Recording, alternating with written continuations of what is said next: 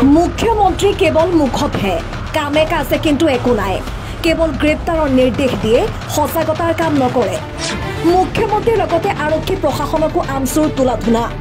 দেওবাৰে হৈ যোৱা আকাশীগংগা আঞ্চলিক সমিতিৰ দ্বাৰা আমচুৰ এখন সম্বৰ্ধনা আৰু সঁচাকতা সভাত আমচুৰ কেন্দ্ৰীয় সমিতিত স্থান পোৱা সেলিম উদ্দিনক সম্বৰ্ধনাৰ বাবে আৰু আকাশীগংগাৰ ৱাৰ্ডৰ সাল সলনিক লৈ এখন সভাৰ আয়োজন কৰা হয়, য'ত আমচুৰ আঞ্চলিক সমূহ সদস্যৰ লগতে হোজাই জিলা আমচুৰ উপদেষ্টা মনোৱাৰ হুছেইন আৰু সভাপতি কবিৰ আহমেদ লস্কৰে অংশগ্ৰহণ কৰে।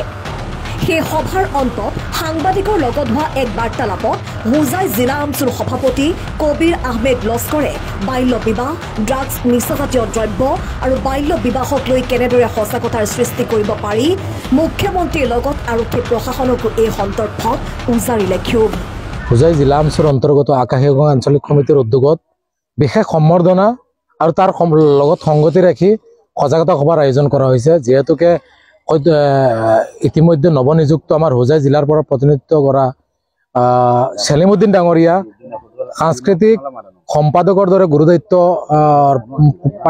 অৰ্পণ কৰা হৈছে তেখেতক কেন্দ্ৰীয় সমিতিৰ, যাৰ বাবে আজি আমাৰ আঞ্চলিক সমিতিয়ে তেখেতক সম্বৰ্ধনা জনোৱাৰ উদ্দেশ্যে এখন সভা আয়োজন কৰিছে। তাৰ সমান্তৰালভাৱে দেখা গৈছে যে আমচুৱে বিগত দিনত যি অবিৰত আমাৰ যুদ্ধ আছে, বাল্য বিবাহ, বহু বিবাহ, শিশু শ্ৰমিক বা সমাজ বিৰোধী যিবোৰ কাৰ্যকলাপ আছে বা উঠি অহা প্ৰজন্মৰ মাজত যি ধৰণে নিচাজাতীয় দ্ৰব্যৰ সেৱন বৃদ্ধি পাইছে, এই ক্ষেত্ৰত আমি সজাগতাৰ সৃষ্টি কৰিছোঁ। কাৰণটো হ'ল বিভিন্ন সময়ত দেখা যায় যে সংবাদ মাধ্যমৰ সন্মুখত মুখ্যমন্ত্ৰীয়ে ডাঙৰ ডাঙৰ লেকচাৰ দিয়া দেখা যায় যে সমাজ বিৰোধী কাৰ্যকলাপ কৰা সকলক নিৰ্দেশনা দিয়া হয় যে তাৎক্ষণিকভাৱে গ্ৰেপ্তাৰ কৰিব লাগে, কঠোৰ শাস্তি দিব লাগে। কিন্তু সেইসকলক সজাগতামূলকভাৱে সজাগতাৰ সৃষ্টি কৰি সেইসকলক এই সমাজ বিৰোধী কাৰ্যকলাপৰ পৰা কেনেধৰণে আঁতৰাই ৰাখিব পৰা যায়, এই দিশত কোনো ধৰণৰ চিন্তা চৰ্চা কৰা দেখা নাযায়। অৰ্থাৎ মানে বেমাৰ হোৱাৰ লগে লগে বেমাৰীজনক মাৰি পেলাব লাগে, কিন্তু বেমাৰ কমাৰ বাবে ঔষধৰ যে ব্যৱস্থা কৰিব লাগে, এই ক্ষেত্ৰত মুখ্যমন্ত্ৰী কোনো ধৰণৰ গুৰুত্ব নাই।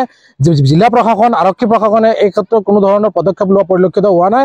আমচুৱে অসমৰ বিভিন্ন প্ৰান্তৰ সমান্তৰালভাৱে হোজাই জিলাৰ গ্ৰাম্যাঞ্চলৰ যিসমূহ এলেকা আছে, এই এলেকাসমূহৰ লোকসকলক কেনেধৰণে এই সমাজ বিৰোধী কাৰ্যকলাপৰ পৰা আঁতৰাই ৰাখিব পৰা যায় আৰু এখন নিকা সমাজ গঢ়াৰ স্বাৰ্থত এই লোকসকলেও তেওঁলোকৰ কি কি অৱদান আছে, কি কি কৰণীয় আছে, সেই ক্ষেত্ৰত আমি সজাগ কৰাৰ লগতে এই সমাজ বিৰোধী কাৰ্যকলাপসমূহ আমি বন্ধ কৰাৰ ক্ষেত্ৰত হাতে কামে লাগিছোঁ। আৰু মুখ্যমন্ত্ৰীকো আমি আহ্বান জনাইছোঁ যে এই ক্ষেত্ৰত টিভিৰ সন্মুখত বকি নাথাকি এই ক্ষেত্ৰত হাতে কামে লাগিব লাগে আৰু সজাগতা সৃষ্টি কৰি এই সামাজিক ব্যাধিবোৰ প্ৰথমতে কমাব লাগিব আৰু খালি এই লোকসকলক কৰায়ত্ব কৰিব লাগে, গ্ৰেপ্তাৰ কৰিব লাগে, জেললৈ প্ৰেৰণ কৰিব লাগে, এনকাউণ্টাৰ কৰিব লাগে। এই ধৰণৰ কাৰ্যকলাপে এই সমাজ বিৰোধী কাৰ্যকলাপ যিবোৰ আছে, সমাজ বিৰোধী যিবোৰ ব্যাধি আছে, এই ব্যাধিবোৰ কোনো কাৰণতেই নকমে। গতিকে আমি আমচুৰ ফালৰ পৰা আহ্বান জনাইছোঁ যে সজাগতাৰ সৃষ্টি কৰিব লাগে আৰু বিশেষকৈ অসমৰ বিভিন্ন জিলাৰ লগতে হোজাই জিলাৰো আৰক্ষী তথা জিলা প্ৰশাসনক আমি আহ্বান জনাইছোঁ আমচুৰ ফালৰ পৰা যে